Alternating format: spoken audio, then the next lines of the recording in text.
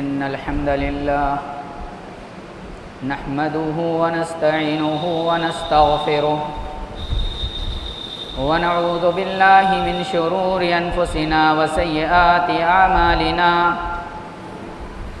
मन यहदिहिल्लाहु फला मुज़िल्ल लहु व मन युद्लिल फला हादिय लहु व अशहदु अल्ला इलाहा इल्लल्लाहु वहदहु ला शरीका लहु व अशहदु अन्न मुहम्मदन अब्दुहु व रसूलुहु या अय्युहल्लज़ीना आमनुत्तक़ुल्लाहा हक़्क़ तुक़ातिही व ला तमूतुन्न इल्ला व अंतुम मुस्लिमून या अय्युहन्नासु इत्तक़ू रब्बकुमुल्लज़ी ख़लक़कुम मिन नफ्सिन वाहिदा व ख़लक़ मिन्हा ज़ौजहा व बस्स मिन्हुमा रिजालन कसीरन व निसाअ वत्तक़ुल्लाहल्लज़ी तसाअलून बिही वल अर्हाम इन्नल्लाहा काना अलैकुम रक़ीबा या अय्युहल्लज़ीना आमनुत्तक़ुल्लाह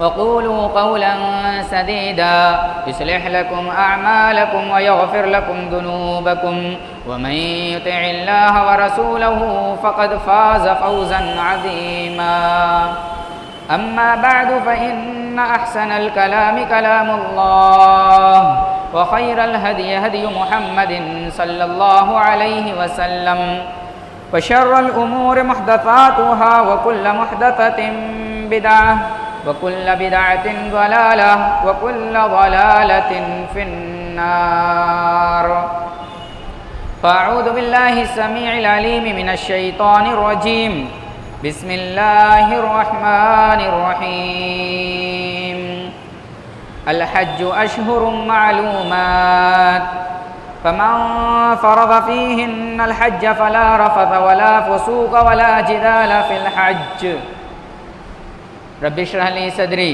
व यस्सिर ली अमरी वहलुल उक़दतम मिन लिसानी यफ़क़हू क़ौली रब्बि ज़िदनी इल्मा। हज़रात उलमा इकराम, मुअज़्ज़ज़ सामईन, दीनी व मिल्ली भाइयों, नौजवान साथियों, पर्दानशीन माँ और बहनों, आज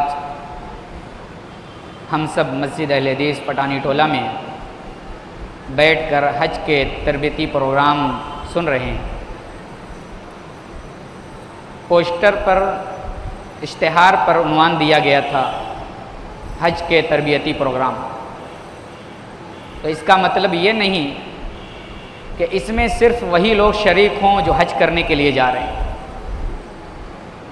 बल्कि इस प्रोग्राम का मकसद ये है कि अरकान खमसा में से एक रुकन हज है, उसकी तालीमात को आम किया जाए और लोगों को बताया जाए, क्योंकि अरकान खमसा का इल्म हासिल करना हर मुसलमान के लिए ज़रूरी और फ़र्ज़ है।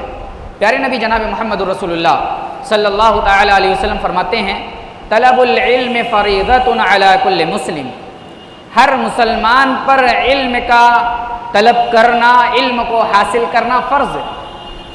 तो जो इल्म हासिल करना फ़र्ज़ है वो अरकान खमसा है, दीन की मालूमात हासिल करना ये हर मुसलमान पर फ़र्ज़ है।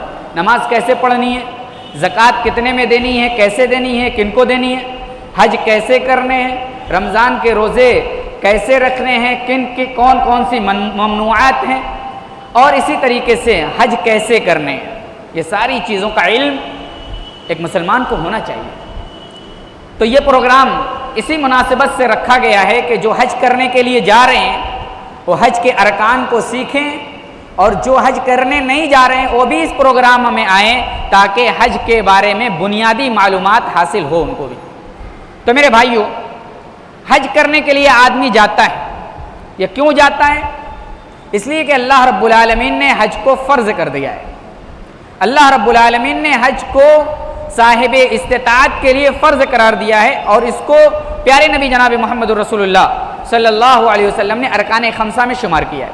प्यारे नबी सल्लल्लाहु अलैहि वसल्लम फरमाते हैं, बुनियल इस्लामु अला खम्सिन शहादति अल्ला इलाहा इल्लल्लाह व अन्न मुहम्मदुर रसूलुल्लाह व इक़ामिस सलाह व इताइज़ ज़कात व सौम रमज़ान व हज्जुल बैत मन इस्तता इलैहि सबीला, कि इस्लाम की बुनियाद 5 चीज़ों पर कायम है। सबसे पहली बुनियाद, आदमी मौहिद हो जाए, कलमे तौहीद ला इलाहा इल्लल्लाह का इकरार करे, मौहिद बने। और आखिरी चीज़ जो प्यारे नबी सल्लल्लाहु अलैहि वसल्लम ने बयान फरमाई, जिसका ताल्लुक़ मेरी आज की तकरीर से है, कि हज करना जिसको ताकत हो, जिसको मक्का मदीना तक जाने की इस्तिताअत हो, मक्का तक जाने की इस्तिताअत हो, वो हज्ज बैतुल्लाह करे। ये हज्ज बैतुल्लाह हर मुसलमान पर जो साहिब इस्तिताअत है फ़र्ज़ है। किसी को जो साहिब इस्तिताअत होने के बावजूद उज़्र तलाश करे या इधर उधर की बातें करके हज न करे, वो बहुत बड़ा गुनहगार है। अल्लाह रब्बुल आलमीन के यहाँ अगर हज ना करने पर उसे सज़ा मिलेगी।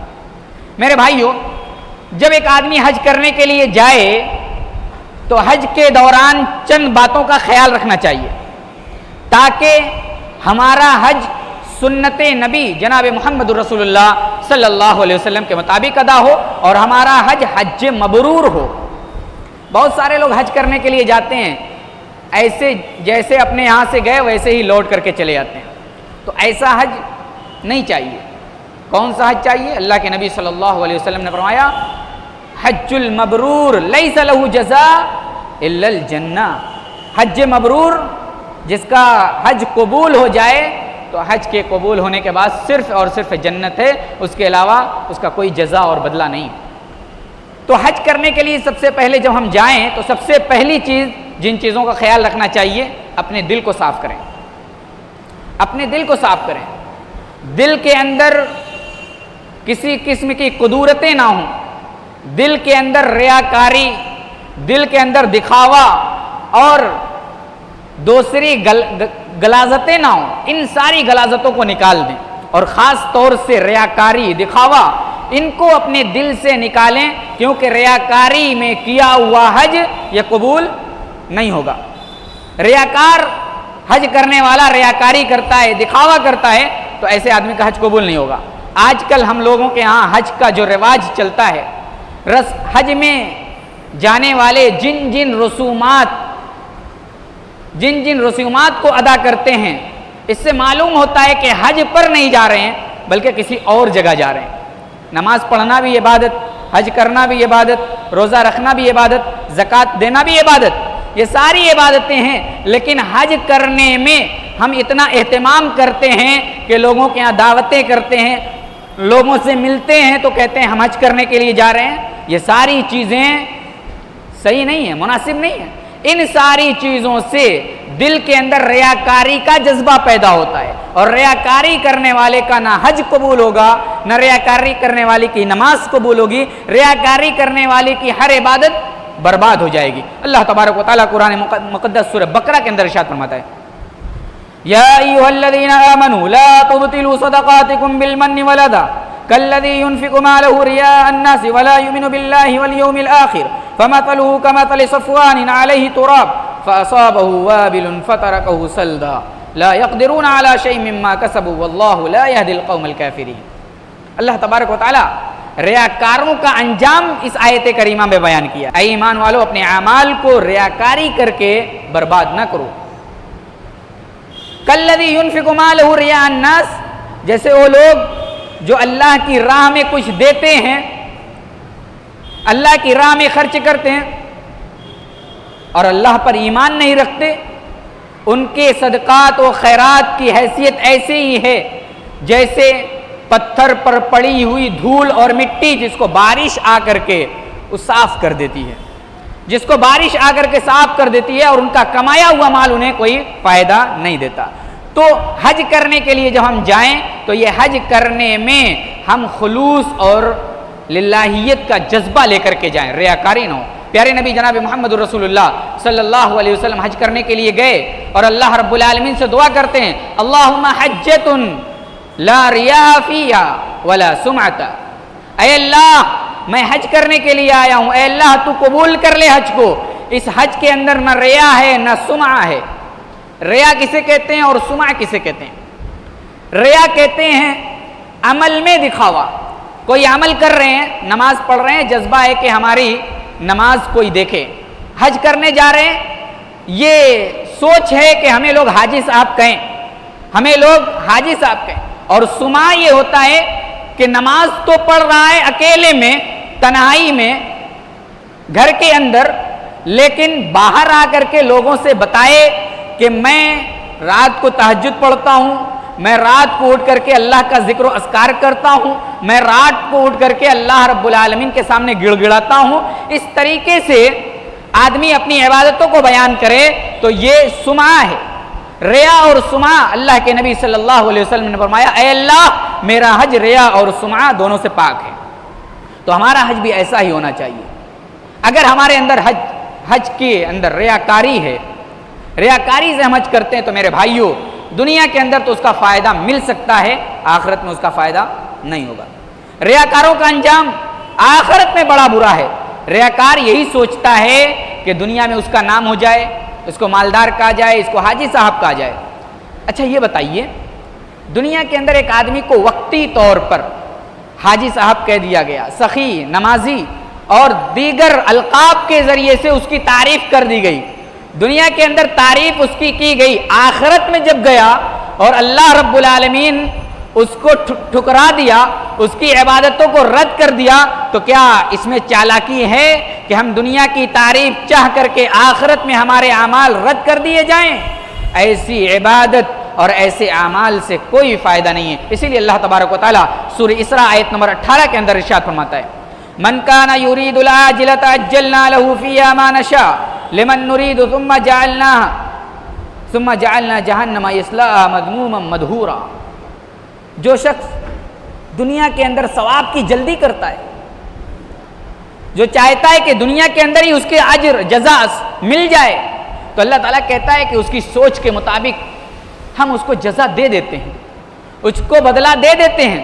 लेकिन हमारे यहाँ उसके लिए जहन्नम है, हमारे यहाँ उसके लिए जहन्नम है, वो जहन्नम के अंदर दाखिल होगा।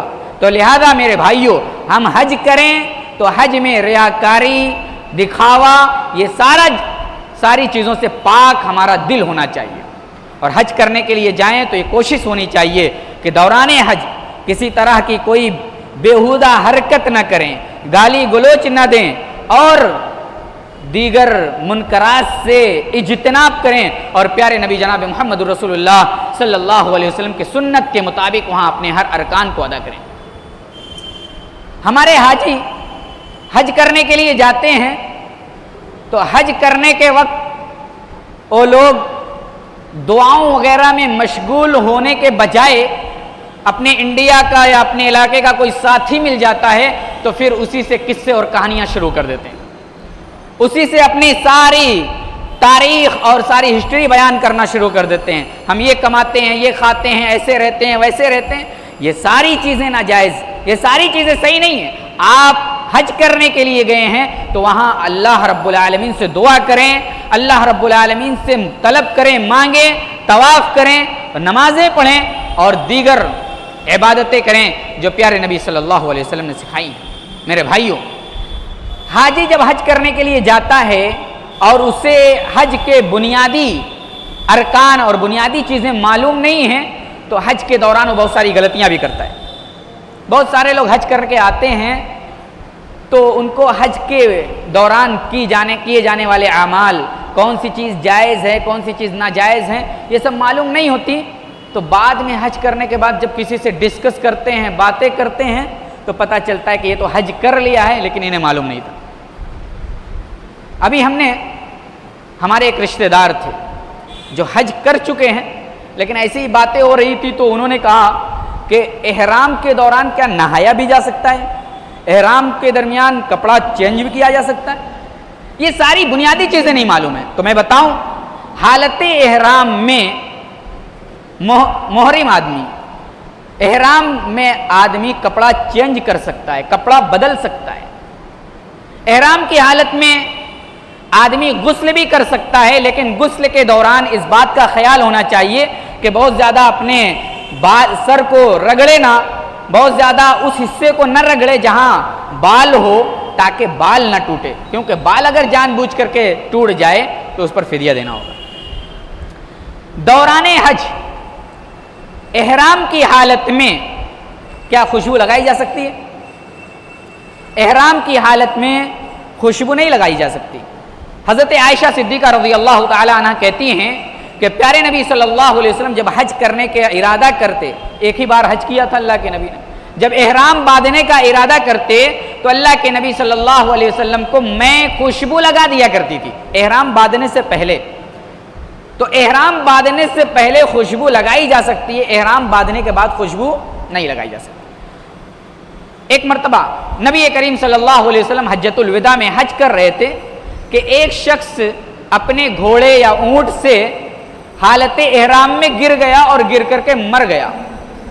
अल्लाह के नबी सल्लल्लाहु अलैहि वसल्लम ने उसके बारे में हुक्म दिया कि इसे गुस्ल दो, इसे बेरी के पत्ते से गुस्ल दो, इसे कफन पहनाओ और ये बात याद रखो कि इसे खुशबू न लगाना क्योंकि ये क़यामत के दिन, और इसका सर न ढकना क्योंकि ये क़यामत के दिन हालत तलबिया में उठेगा, तलबिया पढ़ते हुए ये उठेगा। तो हालत एहराम में खुशबू नहीं लगानी चाहिए। एहराम की हालत में कपड़े वगैरह सिले हुए नहीं पहनना है, लेकिन कमर बंद अगर है या अपने इज़ार वगैरह को टाइट करना है इज़ार बंद के ज़रिए से, तो ये कमर बंद और इज़ार बंद के ज़रिए से उसे बांधा जा सकता है। इसके बांधने में कोई हर्ज नहीं। ये याद रखें, सिला हुआ कपड़ा आमतौर से जो हम पहनते हैं, कमीज, सलवार, कोट, ये सारी चीज़ें एहराम की हालत में नहीं पहनना है। इन सारी चीज़ों से बचना चाहिए। औरतें अगर एहराम की हालत में हैं, हज करने गई हैं, तो औरत जो है उसके लिए एहराम का कपड़ा मखसूस नहीं है। औरत अपनी आम हालत में रहेगी जैसे घर में रहती है। हाँ, औरत हालत एहराम में चेहरे को नहीं ढपेगी और अपने हाथों में मोजा नहीं पहनेगी, हाथ उसका खुला होना चाहिए। बस औरत के लिए यही शर्त है। अच्छा, तवाफ में कुछ गलतियां करते हैं। तवाफ में हज करने वाला गलती ये करता है कि जब तवाफ शुरू करता है तो जोर जोर से तलबिया पुकारने, जोर जोर से दुआएं पढ़ने लगता है। हालते तवाफ में, तवाफ के दौरान जोर जोर से बआवाज़े बुलंद दुआएं नहीं पढ़ना चाहिए, बल्कि सिर्री आवाज़ में, सिर्री तौर पर आदमी तवाफ के दौरान दुआएं पढ़े। बाज़ लोग जो हैं तवाफ के दौरान बहुत सारी दुआएं बना रखे हैं, जिसको मेड इन इंडिया कहा जा सकता है। तवाफ की, पहले तवाफ की ये दुआ, दूसरी तवाफ की वो दुआ, तीसरे तवाफ की ये दुआ, सातवें तवाफ की ये दुआ। इस दुआ के चक्कर में वो अपने तवाफ के चक्कर को भूल सकता है। ये याद रखिए, तवाफ के लिए कोई ख़ास दुआ प्यारे नबी सल्लल्लाहु अलैहि वसल्लम ने नहीं बताई है, बल्कि तवाफ के दौरान तवाफ को हजरे अस्वद से शुरू किया जाएगा। हजरे अस्वद और रुकने यमानी के दरमियान रब्बना आतिना फिद दुनिया हसना व फिल आखिरति हसना वक़िना अज़ाबन्नार, ये दुआ साबित है। इस दुआ को हजरे अस्वद और रुकने यमानी के दरमियान पढ़ा जाएगा। हजरे अस्वद से तवाफ शुरू किया, जो दूसरा रुकने आएगा वही रुकने यमानी है, उसके बाद रुकने शामी, उसके बाद रुकने इराकी। ये 4 रुकने हैं। ये चारों रुकने में से 2 रुकने पर इस्तेलाम किया जाएगा। रुकने हजरे अस्वद, इसको अगर बोसा लेने की ताकत है, हजरे अस्वद तक पहुंचने की ताकत है, तो हजरे अस्वद तक पहुंच करके बोसा लिया जाए। अगर बोसा लेने की ताकत नहीं है तो फिर हजरे अस्वद का इस्तेलाम किया जाए। अगर उसकी भी ताकत नहीं है तो फिर इशारे से, इशारा करके काफ़ी है, इशारा करते हुए अल्लाहु अकबर कह दिया जाए, ये काफ़ी है। रुकने यमानी का इस्तेलाम किया जाएगा। तो ये ख्याल रखें, रुकने शामी और रुकने इराकी के पास कुछ नहीं करना है। बाज़ हुज्जाज जाते हैं रुकने शामी और रुकने इराकी के पास छू करके भी कुछ करते हैं। ये नबी करीम सल्लल्लाहु अलैहि वसल्लम का तरीक़ा नहीं है, बल्कि ये बिदात है, ये बात की ईजाद की हुई है। अच्छा, एक बात और बयान करके अपनी बात खत्म करता हूँ। बातें तो बहुत थी लेकिन वक्त नहीं। तवाफ़ करने के बाद तवाफ़ की 2 रकातें प्यारे नबी सल्लल्लाहु अलैहि वसल्लम ने मशरू करार दी हैं। तवाफ़ के बाद 2 रकातें पढ़नी हैं। ये 2 रकातें कहाँ पढ़ी जाए? ये 2 रकातें मकाम इब्राहिम के पास पढ़नी है। अल्लाह के नबी हज़रत इब्राहीम अलैहिस्सलातु व तस्लीम ने दुआ भी की थी कि ऐ अल्लाह मकाम इब्राहिम को मुसल्ला बना दे, और अल्लाह तबारक व तआला ने मुसल्ला बना दिया। और वहीं तवाफ़ के बाद 2 रकातें पढ़नी हैं। लेकिन ये बात हुज्जाज याद रखें कि अगर तवाफ़ के बाद जो 2 रकातें नमाज मकाम इब्राहिम के पास पढ़ी जाती है, वहाँ इज़्दिहाम और भीड़ है, वहाँ भीड़ है, वहाँ तक पहुँचा नहीं जा सकता, तो फिर खाने काबा में, हरम मक्की में जहाँ भी जगह मिले वहीं 2 रकात नमाज पढ़ ली जाए, वहीं 2 रकात नमाज पढ़ ली जाए। इसमें कोई हर्ज नहीं है, आपकी वो नमाज काफ़ी होगी और तवाफ़ के बाद की 2 रकात ही मानी जाएगी। तो बहुत ज़्यादा इज़्दिहाम में घुसने और उसमें लड़ने भिड़ने और गाली गलौज करने की ज़रूरत नहीं। आपको जहाँ आसानी से जगह मिल जाए वहाँ आप आसानी से पढ़ लें। तो ये चंद बातें हैं, और बातें भी थी जिसमें हम और आप गलतियाँ करते हैं। एक सबसे बड़ी गलती ये है कि हम लोगों के यहाँ राइज है, अपने अहले हदीस के यहाँ भी राइज है कि जब हज के लिए अपने घर से इरादा करते हैं तो 2 रकात नमाज पढ़ के घर से निकला जाता है ना। 2 रकात नमाज पढ़ करके घर से निकलते हैं। हज की नमाज कह लीजिए या सफ़र की नमाज कह लीजिए, पता नहीं कौन सी नमाज है। अल्लाह के नबी सल्लल्लाहु अलैहि वसल्लम से ये नमाज साबित नहीं है। अल्लाह के नबी जब भी निकलते थे या तो ज़ोहर के बाद निकले हैं, या अल्लाह के नबी सल्लल्लाहु अलैहि वसल्लम ने एहराम के बाद नमाज पढ़ी है तो रकाते वज़ू के बाद जो 2 रकात नमाज पढ़ी जाती है वो नमाज पढ़ी है। ख़ास तौर से हज के निकलने के लिए 2 रकातें नमाज पढ़ना या एहराम के लिए 2 रकात नमाज पढ़ना यह साबित नहीं है। प्यारे नबी सल्लल्लाहु अलैहि वसल्लम से ऐसा कोई सबूत नहीं है, लिहाजा ऐसा करने वाला प्यारे नबी सल्लल्लाहु अलैहि वसल्लम की मुखालफत करता है। तो मेरे भाइयों, इन बातों का हम ख्याल रखें, इन बातों को ख्याल रखते हुए हम अपने हज को करें। अभी हमारे शेख मोहतरम शेख अब्दुर रहीम मदनी हफ़िज़हुल्लाह ये आपको हज का पूरा तरीका बताएंगे, जिसको आप सीखें और उसी के मुताबिक हज करें तो आपका हज गलतियों से पाक होगा। अल्लाह तबारक व तआला से दुआ करते हैं, इलाहुल आलमीन तो हम सबको खुलूस व लिल्लाहियत के साथ इबादतें करने की तौफीक अता फरमा। ऐ अल्लाह, जो भी इबादतें करें उसमें खुलूस हो, उसमें लिल्लाहियत हो, हज अल्लाह के लिए करें, नमाज अल्लाह के लिए पढ़ें, रोज़ा अल्लाह के लिए रखें, किसी इबादत के अंदर रियाकारी, दिखावा और नमूद का जज्बा ना हो, सुमा का जज्बा ना हो। अगर ऐसा होता है तो मेरे भाइयों हमारी इबादतें बर्बाद हो जाएंगी, हमारी इबादतों का कोई हासिल नहीं होगा, क्योंकि अल्लाह रब्बुल आलमीन के यहाँ रियाकारों की इबादत कोई हैसियत नहीं रखती है। अल्लाह ताला हम सबको दीन की तालीमात सीखने की तौफीक अता फरमा। जब तक ज़िंदा रख, इस्लाम पर ज़िंदा रख, जब खात्मा हो तो कलमा तौहीद ज़बान पर हो। अक़ूलु क़ौली हाज़ा व अस्तग़फ़िरुल्लाह ली व लकुम व लिसाइरिल मुस्लिमीन व मा अलैना इल्लल बलागुल मुबीन। अस्सलामु अलैकुम व रहमतुल्लाह।